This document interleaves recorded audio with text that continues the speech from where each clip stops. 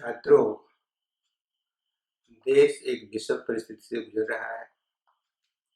Corona virus के कारण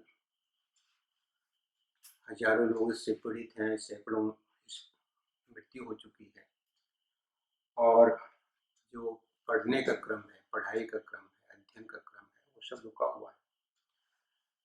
तो हम लोग ये सोच रहे हैं कि ऑनलाइन पढ़ाई लिखाई हो, कोर्स की बात भी हो और हम लोग जो नेट की परीक्षा हम लोग देते हैं, नेट के जो कोर्स है, उसके जो पाठ्यक्रम है, उस पाठ्यक्रम के जो विभिन्न टॉपिक्स हैं, उस पर हम लोग बातचीत करें।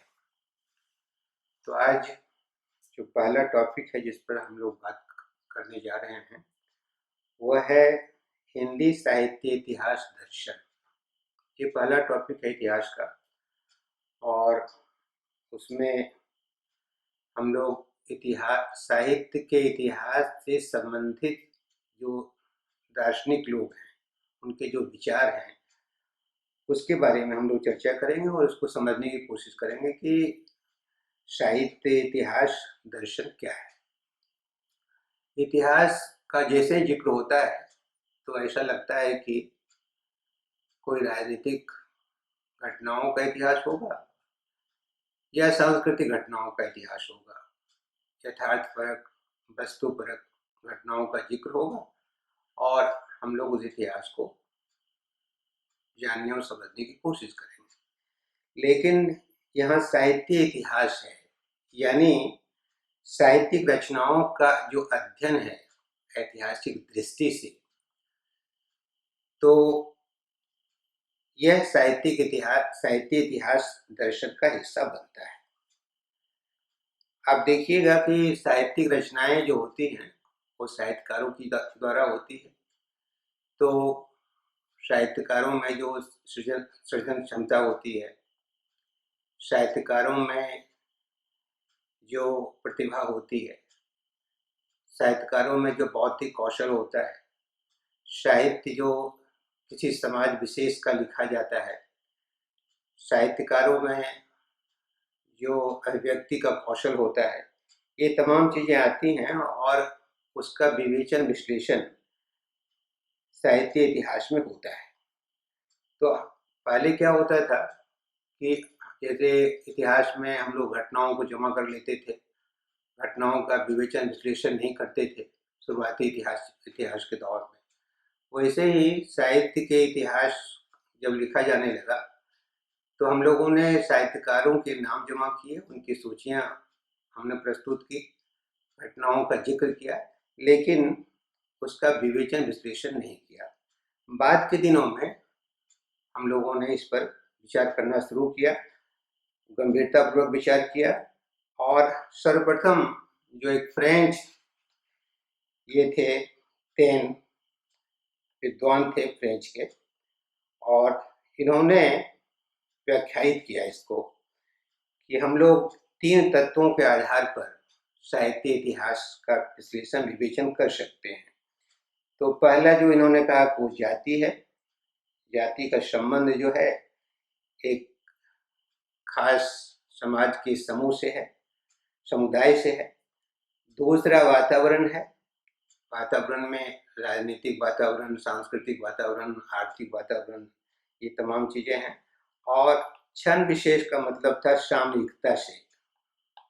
सामयिकता से इसका संबंध था कि सामयिक उसके जिस युग में साहित्यकार हुआ उसका विवेचन विश्लेषण था। तो इन्होंने 3 तत्वों के आधार पर साहित्य के इतिहास का विश्लेषण किया, जाति, वातावरण और क्षण विशेष यानी सामयिकता।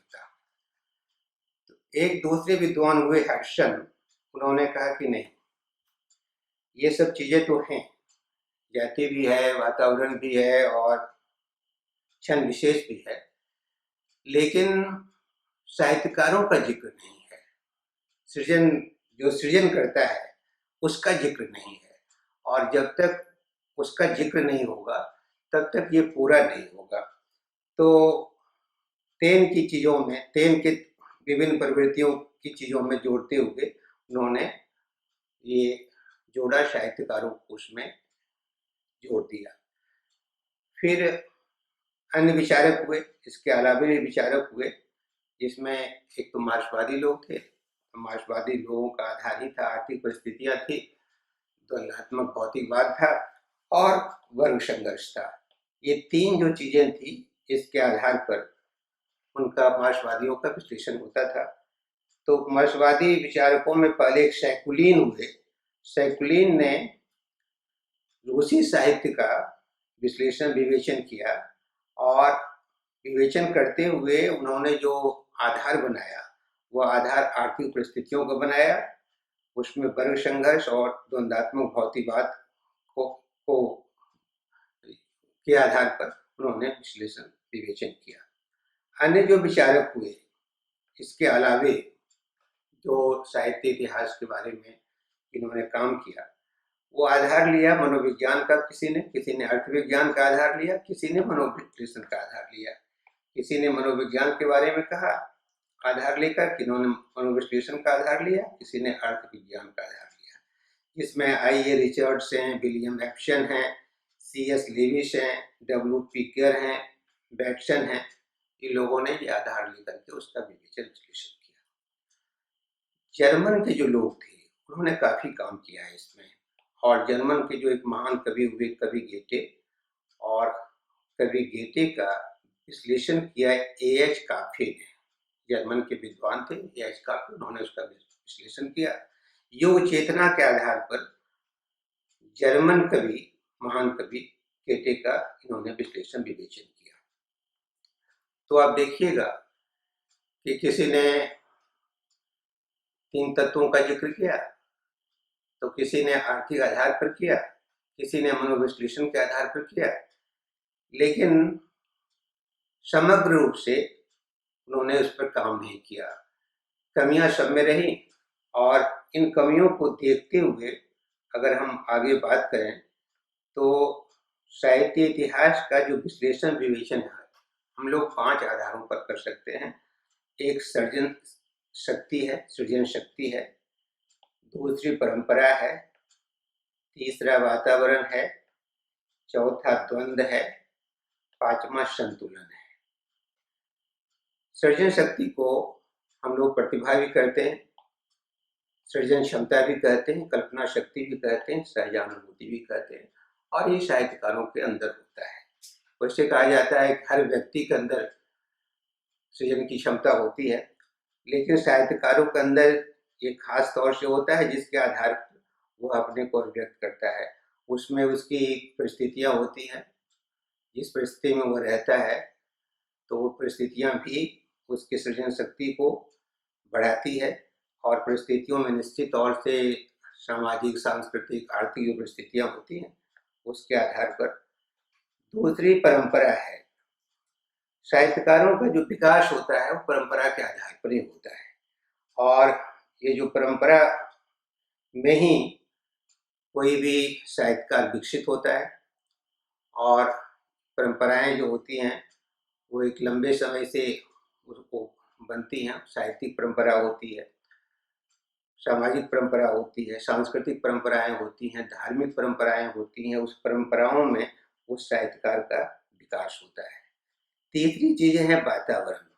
वातावरण में क्या होता है कि एक तो साहित्यकार जिस वातावरण में होता है, वह वातावरण राजनीतिक होता है, सांस्कृतिक होता है, सामाजिक होता है। उस वातावरण में वह विकसित होता है, साहित्य विकसित होता है। साहित्य एक खास समय में लिखा जाता है, और जो विशेष की अपनी परिस्थिति होती है, साहित्यकारों की अपनी परिस्थितियां होती हैं, और विशेष रचनाओं के जो है एक प्रेरणा स्रोत भी होते हैं। उस युग में, उस वातावरण में उनको उससे उस रचना के लिए स्रोत, प्रेरणा का स्रोत मिलता है। चौथा है द्वंद्व। द्वंद्व क्या होता है कि प्रकृति और व्यक्ति में द्वंद्व होता है। व्यक्ति के अंदर अपना भी द्वंद्व होता है, समाज और व्यक्ति के अंदर द्वंद्व होता है, और यही द्वंद्व ऐसा है जो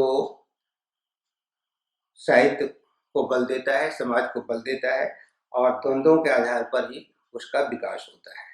और पांचवा है संतुलन। संतुलन का मतलब ये होता है कि द्वंद्व जहाँ समाप्त हो जाता है, प्रकृति और व्यक्ति का द्वंद्व जहाँ समाप्त हो जाता है, तो वहाँ संतुलन कायम होता है, सामंजस्य कायम होता है।